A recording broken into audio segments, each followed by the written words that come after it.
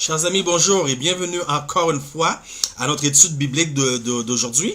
Aujourd'hui, nous allons considérer ensemble l'authenticité de la Bible. Encore une fois, le titre, l'authenticité de la Bible. Comme introduction, nous allons voir les arguments des non-croyants. L'un des arguments des non-croyants est « Étais-tu là ?» Et c'est écrit par des hommes. Et leur argument préféré, « Comment sais-tu que c'est vrai ?» Quels sont les arguments de l'autre côté des croyants? Vous allez voir que les arguments des croyants sont beaucoup plus nombreux que les arguments des non-croyants. C'est que la Bible est confirmée par les scientifiques. Voilà l'argument des croyants. La Bible est confirmée par les archéologues. La Bible est confirmée par la pierre qu'on appelle la pierre de Rosetta, Rosetta Stone. L'exactitude des accomplissements des prophéties et leurs dates confirmées par l'histoire. Écrit par 40 auteurs dont 90% ne se connaissaient, excusez-moi. 90% ne se connaissaient pas. Donc, il est impossible qu'ils ont pu se communiquer entre eux pour écrire la même version, pour avoir une histoire qui va tous dans la même direction. C'est impossible. Parce qu'ils vivaient à des époques différentes, donc ils n'auraient pas pu se consulter.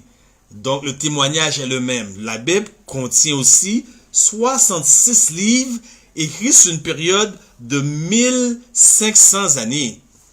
Des millions de gens ont été tués, brûlés vivants et persécutés pour ce livre.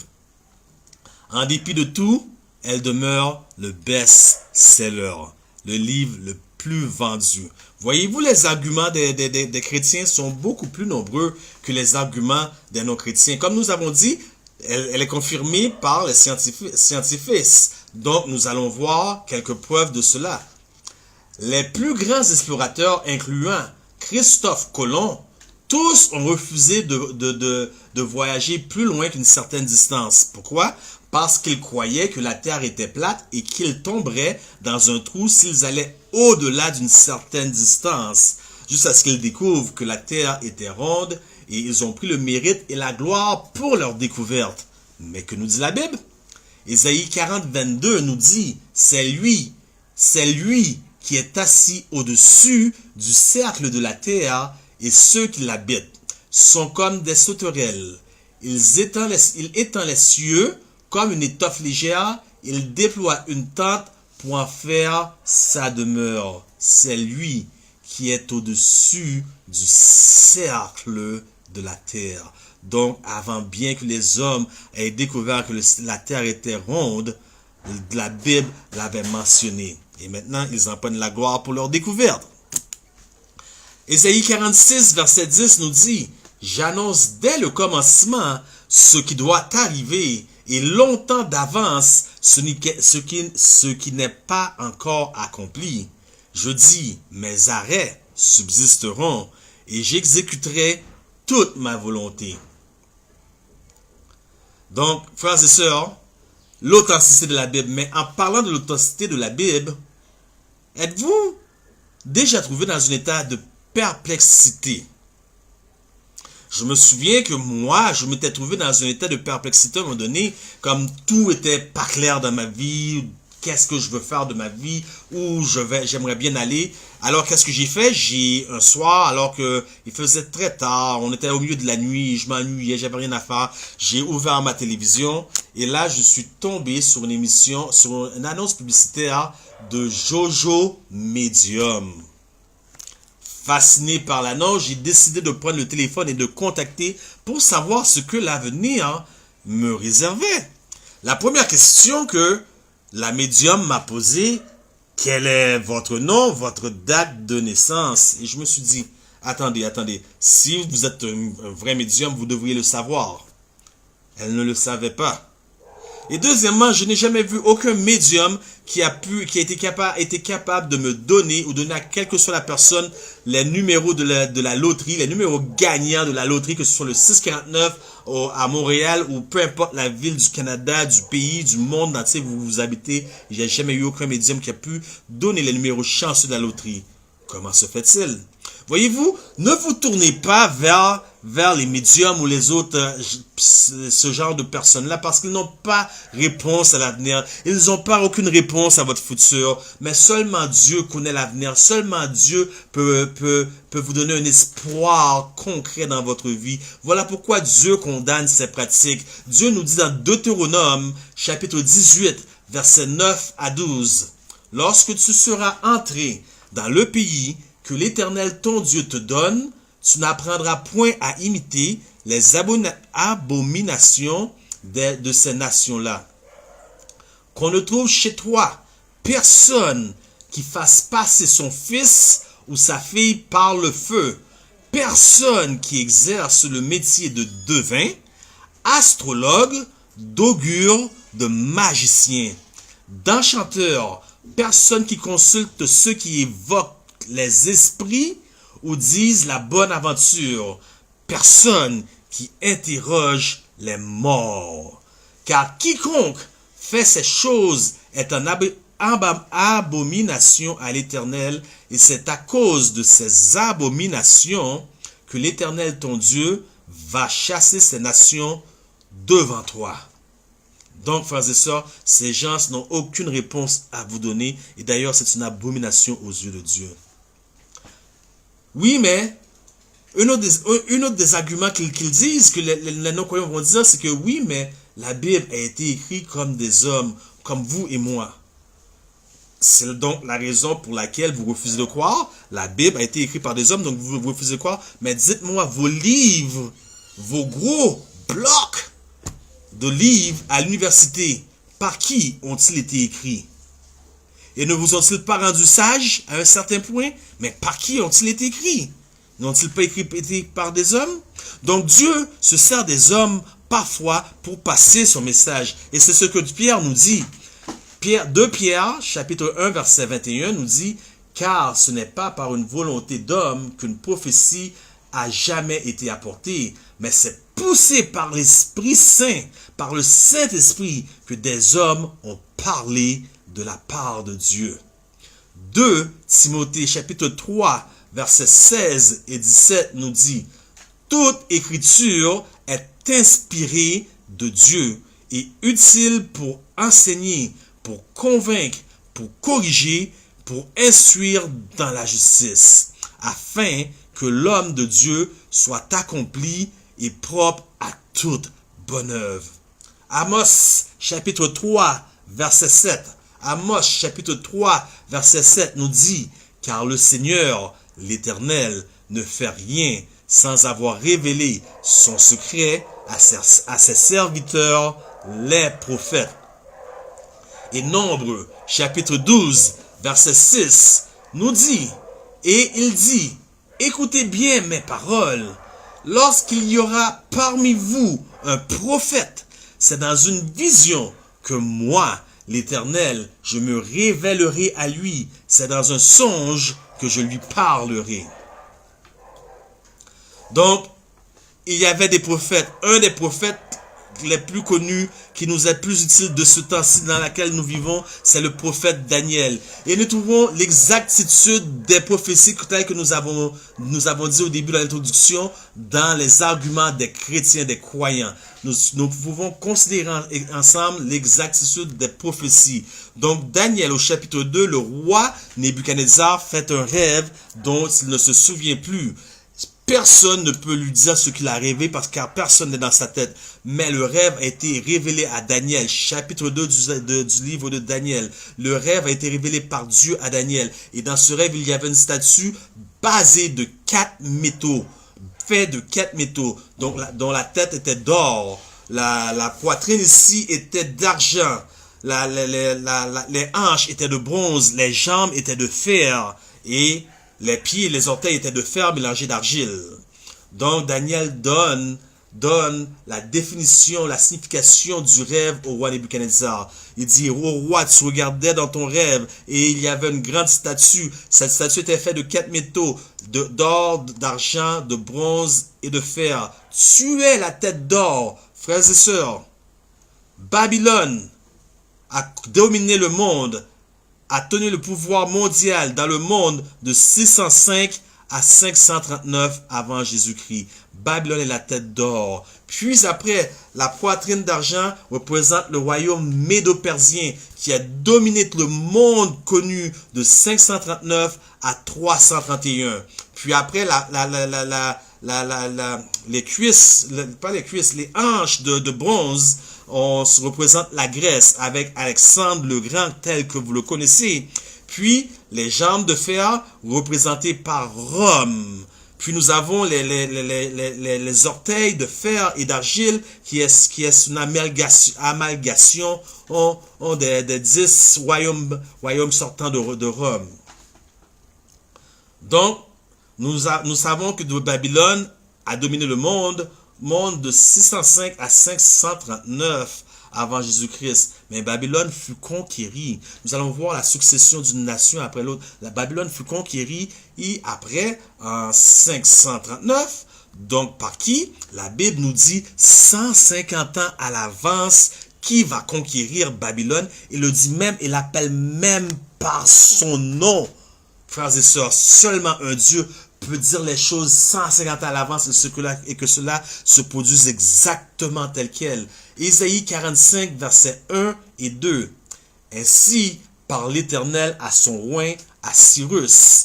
À son roi, à Cyrus. Regardez, il l'appelle par son nom même. Cette prophétie, 150 ans avant même que cela se produise. Encore une fois, ainsi parle l'Éternel à son roi, à Cyrus, qu'il tient par la main pour terrasser les nations devant lui et pour relâcher la ceinture des rois, pour lui ouvrir les portes afin qu'elles ne soient plus fermées. Je marcherai devant toi, j'aplanirai les chemins montueux, je romperai les portes d'airain et je briserai les verrous de fer. Frères et sœurs, nous allons voir une autre prophétie fascinante. C'est que en Matthieu 24, versets 5 à 8, Jésus lui-même donne cette prophétie, lui dit, car plusieurs viendront sur mon nom, disant, c'est moi qui suis le Christ. Et ils séduiront beaucoup de gens. Et vous entendrez parler de guerre et de bruit de guerre. Gardez-vous d'être troublés, car il faut que ces choses arrivent, mais ce ne sera pas encore la fin. Une nation s'élèvera contre une autre, un royaume contre un autre. Il y aura en divers lieux des famines et des tremblements de terre. Tout cela ne sera que le commencement des douleurs. Cela s'est-il produit, frères et sœurs, tel quel, précisément, exactement comme Jésus l'a prédit? Qu'en est-il de Adam Applewhite? Qu'en est-il de Marshall Applewhite? De David Koresh? Ou de Jésus de Sibérie? Qu'ont fait ces hommes-là? Certains ont conduit des sectes entières à des suicides collectifs. Certains, comme David Koresh, ont tenu en haleine toute la ville de Waco, tous les policiers de Waco. Frères et sœurs, cela s'est produit exactement tel que Jésus l'avait prédit. Pouvons-nous donc avoir confiance en la Bible? Je crois que oui, frères et sœurs. La Bible nous dit qu'il y aura des guerres et des rumeurs de guerre. Depuis 2009, il y a 165 guerres répertoriées. Il se peut qu'il y en ait plus, mais il y en a 165 répertoriées de par le monde par année. 12 à 15 000 tremblements de terre et de tsunamis chaque année. La réserve mondiale de nourriture a grandement diminué dû à l'industrialisation, pardonnez-moi encore une fois, des pays modernes, dont 10% de la population contient à elle seule plus de 90% des richesses du monde. Cela a été prédit. La Bible est-elle réelle? Il y aura des faux prophètes. La parole de Dieu nous dit qu'il y aura des faux prophètes. Donc Matthieu 24, 11 nous dit, plusieurs prophètes s'élèveront et ils séduiront beaucoup de gens. Je crois que j'ai pas besoin de vous expliquer ce qui s'est passé à la fin de mai 2012. Tous ces gens, d'après un calendrier qui attendait la fin du monde, ou en décembre, à la fin de décembre 2012, selon le calendrier mayen qui prédisait la fin du monde, cela n'est jamais survenu. Y a-t-il de faux prophètes? Et pourtant, ça a été prédit longtemps d'avance. En 2 Timothée, chapitre 3, versets 1 à 5 nous dit cela. Sache que dans les derniers jours, il y aura des temps difficiles. Frères et sœurs, voyons-nous qu'il y a des temps difficiles autour de nous? Lorsque nous regardons la télévision, les nouvelles, ne voyons-nous pas que des temps difficiles seulement au niveau économique, au niveau politique, au niveau social? Tout montre que nous vivons dans des temps difficiles, car les hommes seront égoïstes, amis de l'argent, fanfarons, hautains, blasphémateurs, rebelles à leurs parents, ingrats, irreligieux. Verset 3. Insensibles, déloyaux, calomniateurs, intempérants, cruels, ennemis de gens de bien, traîtres, emportés, enflés d'orgueil, aimant le plaisir plus que Dieu, ayant l'apparence de la piété, très important, ayant l'apparence de la piété. En d'autres mots, il y a beaucoup de gens qui disent être des gens de Dieu. Il y a beaucoup de gens qui disent être des gens de Dieu, puis qu'est-ce qu'ils font? Waouh! On peut même pas le citer en public. Il y a beaucoup de scandales au niveau de l'Église. Voilà ce qui se passe. Voilà de quoi Timothée parle ici. Paul parle ici. Ayant l'apparence de piété, mais reniant ce qui en fait la force. Éloigne-toi de ces hommes-là. Timothée 2, Timothée chapitre 3 à 5. Voyons voir l'accomplissement de ces prophéties. Ok, ils disent, dans les derniers temps, il y aura des temps difficiles. Avant l'âge de 18 ans, les jeunes auraient visionné plus de 200 000 images de violence et 40 000 meurtres. Voyons donc, la Bible n'est-il pas précis? La Bible n'est-il pas authentique? La montée flagrante de l'immoralité, la drogue, l'alcool, gang, barbes, comme les bars de danseuses nues, le sport, le divertissement, de manière très fidèle et très religieuse, les gens suivent cela. Un nombre flagrant d'adolescents qui tombent enceintes. Nous avons vu la montée de l'herpès et de la syphilis et du VIH. Chaque année, il y a environ 250 000 jeunes entre 15 et 24 ans qui tombent en dépression. En 2008, la dette des États-Unis s'élevait à plus de 15,5 trillions, frères et sœurs. Et la dette du Canada à plus de 500 000 millions et plus. La Bible dit en 2 Timothée 3, 1 à 5, ayant une apparence de piété. Il y a des pasteurs incestueux sous les drogues, abusant des jeunes, la pédophilie, battant leurs femmes ou des chrétiens avec une vie double. La Bible a tout prédit cela longtemps à l'avance. Les temps difficiles, en est-il le cas? La Bible n'a-t-il pas prédit que cela arriverait? Nous avons vu des actes vraiment dégoûtants. Nous savons ici à Montréal que ce qui s'est passé aux hautes études commerciales par Mark Lipin, tuant plus de 14 femmes. Il y a encore des parents qui pleurent la mort de leurs enfants encore aujourd'hui. Kim Vergil au collège d'Arson. Le petit Sébastien, victime d'une erreur d'une guerre entre les motards de Montréal. Et ce n'est pas juste à Montréal que ça se passe. On a l'université, l'école de Columbine aux États-Unis, à Colorado, et plusieurs tueries dans les écoles. Voyons voir ce qui se passe réellement derrière la scène, où les gens sont immoraux, sont des gens immoraux. La Bible a tout prédit cela, frères et sœurs, tout prédit cela. Mais, hélas, on refuse souvent de se fier à Dieu, qui a des plans beaucoup plus nobles, beaucoup plus heureux pour nous. On préfère suivre notre propre voie, mais ainsi on doit payer aussi les conséquences de la désobéissance, surtout de la désobéissance des commandements de Dieu. Matthieu 24, verset 29 nous dit, aussitôt, écoutez bien cette prophétie, frères et sœurs, parce qu'elle est bien accomplie. Ce que je vous dis, ce sont toutes des prophéties qui se sont accomplies déjà. Donc, vous dites que la Bible a été écrite par des hommes. Comment des hommes? Si c'est juste par des hommes, si vous voulez le voir de cette façon, d'abord, c'était des hommes qui étaient bien au-delà de leur temps. C'était des visionnaires du futur où vraiment ils étaient inspirés de Dieu. Parce que, écoutez, le prochain texte, Matthieu 24, verset 29 nous dit, aussitôt, après ces jours de détresse, le soleil s'obscurcira, la lune ne donnera plus de sa lumière, les étoiles tomberont du ciel et la puissance des cieux seront ébranlées. Apocalypse 6, versets 12 et 13. Je regardai quand il ouvrit le 6e sceau. Il y eut un grand tremblement de terre, le soleil devint noir comme un sac de crin.